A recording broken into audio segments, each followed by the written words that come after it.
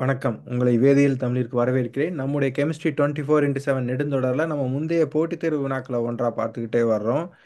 நம்ம தற்போது இந்த சீரீஸில் என்ன பார்த்துக்கிட்டு வர்றோம் அப்படின்னா, Sonogashira cross coupling related problems தான் பார்த்துக்கிட்டு வர்றோம்.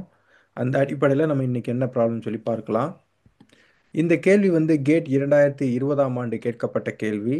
இந்த கேள்வியின்படி 4 அயோடோ டொலுவின் டிஎம்எஸ் அல்கைன் கூட பெல்லாடியம் மற்றும் காப்பர் கேட்டலைஸ் முன்னிலையில் வினைபுரியுது.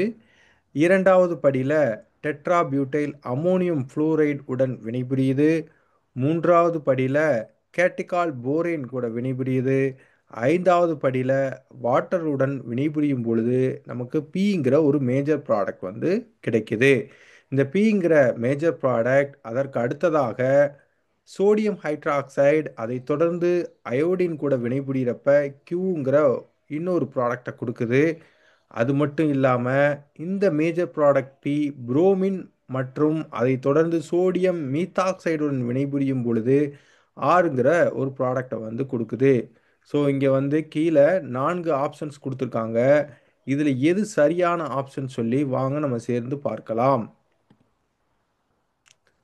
ஸோ இந்த முதல் படி என்ன ரியாக்ஷன் அப்படின்னா, சோனோஹசிரா கிராஸ் கப்ளிங் வினையோட condition. So Sonogashira cross coupling வினையை பற்றி நம்ம சேனலில் ஏற்கனவே விரிவாக நம்ம பார்த்துருக்கோம். அதோட கேட்டலிட்டிக் சைக்கிள், மேக்னஸ்டிக் டீடைல்ஸ், அதை தொடர்ந்து நிறைய எடுத்துக்காட்டுகள் பார்த்துருக்கோம். யாரும் பார்க்கல அப்படின்னா டிஸ்கிரிப்ஷனில் லிங்க் இருக்குது, பாருங்கள். சரி, நம்ம இங்கே சுருக்கமாக பார்க்கலாம். முதல்ல என்ன நடக்கும் அப்படின்னா, பெல்லாடியம் டைக்ளோரோ பிஸ் ட்ரைஃபெனைல் பாஸ்பைன் இது ஒரு பெல்லாடியம் 2 கேட்டலிஸ்ட். இந்த பெல்லாடியம் 2 கேட்டலிஸ்ட் முதல்ல ட்ரையத்லமின் பயன்படுத்துகிறப்ப ரிடியூஸ் ஆகி நமக்கு பெல்லாடியம் 0 கேட்டலிஸ்ட் நமக்கு கிடைக்கும். ஏன் அப்படின்னா நம்ம வினைக்கு பெல்லாடியம் 0 கேட்டலிசிஸ் தான் தேவை. இங்கே நம்ம வசதிக்காக எல்லுங்கிறது ட்ரைஃபெனைல் பாஸ்பைன் அப்படின்னும் எக்ஸுங்கிறது குளோரினோ அப்படின்னு சொல்லி நம்ம குறிச்சிக்கலாம். ஸோ பெல்லாடியம் 0 கேட்டலிஸ்ட் நமக்கு ஜெனரேட் ஆயிருச்சு. அதற்கடுத்து என்ன நடக்கும் அப்படின்னா, இந்த 4 அயோடோ டொலுவினோட நமக்கு ஆக்சிடேட்டிவ் அடிஷன் நடக்கும். ஸோ ஆக்சிடேட்டிவ் அடிஷன் நடந்துச்சு அப்படின்னா நமக்கு இந்த பெல்லாடியம் 2 இன்டர்மீடியேட் நமக்கு கிடைக்கும். அதே வேளையில் நம்ம டிஎம்எஸ் அல்கைன், காப்பர் அயோடைடு மற்றும் ட்ரையத்லமின் முன்னிலையில் நமக்கு காப்பர் அசிட்டிலைடு இன்டர்மீடியேட் நமக்கு கிடைக்கும்.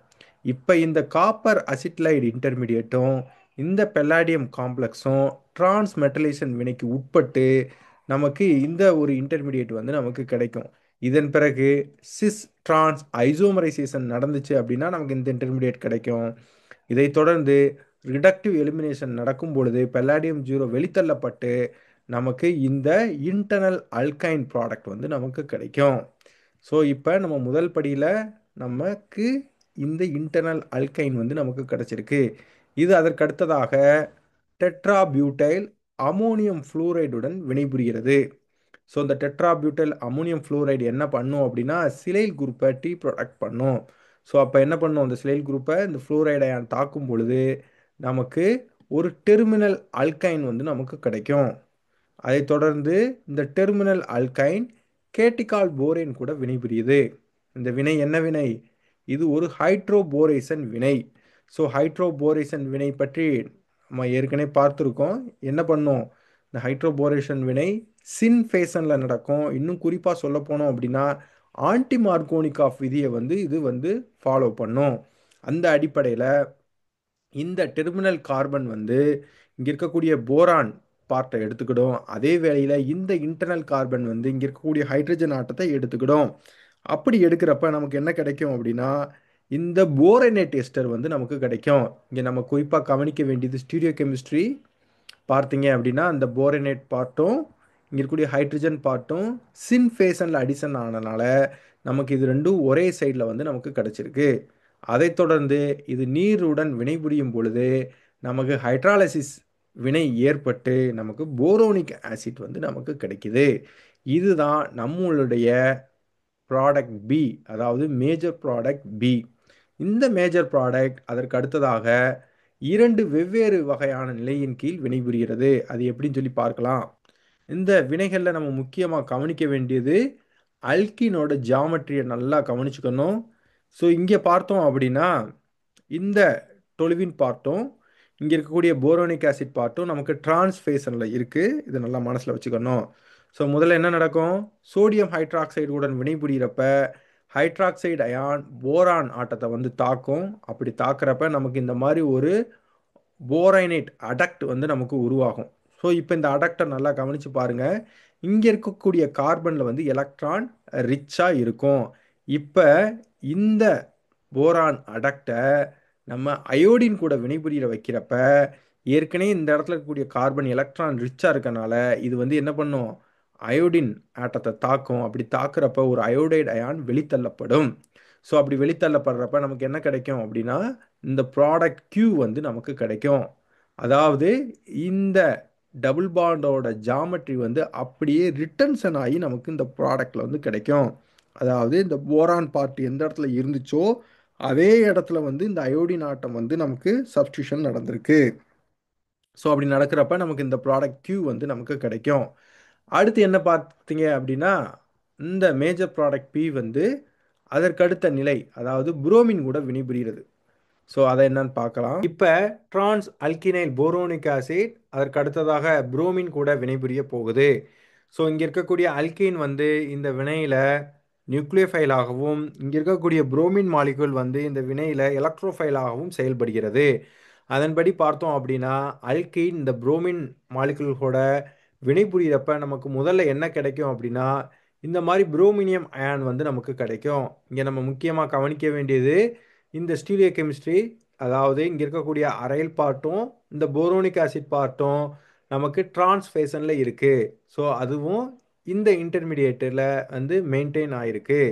அதற்கடுத்து பார்த்தீங்க அப்படின்னா புரோமைடு அயான் இங்கே இருக்கக்கூடிய புரோமினியம் அயான் இன்டர்மீடியேட்டை தாக்கும் பொழுது நமக்கு இந்த மாதிரி டைப்ரோமினேட்டர் ப்ராடக்ட் வந்து கிடைக்கும்.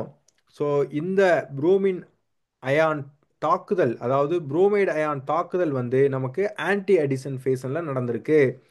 இதன் பிறகு நம்ம இங்கே இருக்கக்கூடிய கார்பன் கார்பன் பாண்டை நம்ம ரொட்டேட் பண்ணோம் அப்படின்னா நமக்கு இந்த மாதிரி ஒரு கன்ஃபர்மேஷனல் ஃபார்ம் வந்து கிடைக்கும். எதற்கு நம்ம ரொட்டேஷன் பண்ணணும் அப்படின்னா இங்கே இருக்கக்கூடிய புரோமின் ஆட்டம் வந்து நமக்கு எலிமினேட் ஆக போகுது.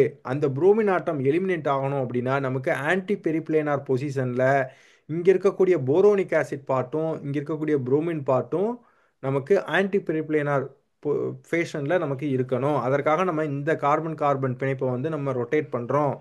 ஸோ இப்போ சோடியம் மீத்தாக்சைடு வந்து நம்ம பயன்படுத்துகிறப்ப இங்கே இருக்கக்கூடிய மீத்தாக்சைடு அயான் போரான் ஆட்டத்தை தாக்குச்சு அப்படின்னா நமக்கு இந்த மாதிரி ஒரு அடக்ட் வந்து நமக்கு உருவாகும். இப்போ இங்கே இந்த கார்பன் வந்து எலக்ட்ரான் ரிச்சாக இருக்கும். இந்த எலக்ட்ரான்கள் இங்கே நகர்றப்ப இங்கே இருக்கக்கூடிய புரோமின் ஆட்டம் புரோமின் அயைடு இங்கே இருக்கக்கூடிய புரோமின் ஆட்டம் புரோமைடு அயனாக வெளித்தள்ளப்படுது. ஸோ இந்த எலிமினேஷன் வந்து ஆன்டி பெரிப்ளேனார் ஃபேஷனில் நடக்கும். ஸோ அப்படி நடக்கிறப்ப நமக்கு ஃபைனலாக என்ன கிடைக்குது அப்படின்னா புரோமின் சப்ஸ்டியூட்டட் சிஸ் அல்கீன் வந்து நமக்கு ஃபைனல் ப்ராடக்டாக இந்த வினையில் கிடைக்குது. ஸோ நம்ம விவாதித்ததோட அடிப்படையில் பார்க்குறப்ப இந்த இரண்டு வினைகளும் ஒரு ஸ்டீரியோ ஸ்பெசிஃபிக் வினையாக இந்த வினையில் செயல்படுது. அதாவது ஸ்டீரியோ ஸ்பெசிஃபிக் வினையின்படி நம்ம ஒரு டிரான்ஸ் அல்கினைல் போரோனிக் ஆசிட்டை எடுத்துக்கிட்டு சோடியம் ஹைட்ராக்சைடு மற்றும் அயோடினுடன் வினைப்படுத்தணும் அப்படின்னா நமக்கு டிரான்ஸ் ஹாலஜனேட்டட் அல்கீன் வந்து ஃபைனல் ப்ராடக்டாக கிடைக்குது. அதே வேளையில் நம்ம இந்த டிரான்ஸ் அல்கினைல் போரோனிக் ஆசிட்டை எடுத்துக்கிட்டு புரோமின் மற்றும் சோடியம் மீத்தாக்சைடை நம்ம பயன்படுத்துகிறப்ப நமக்கு சிஸ் ஹாலஜனேட்டட் அல்கீன் வந்து நமக்கு ஃபைனல் ப்ராடக்டாக கிடைக்குது.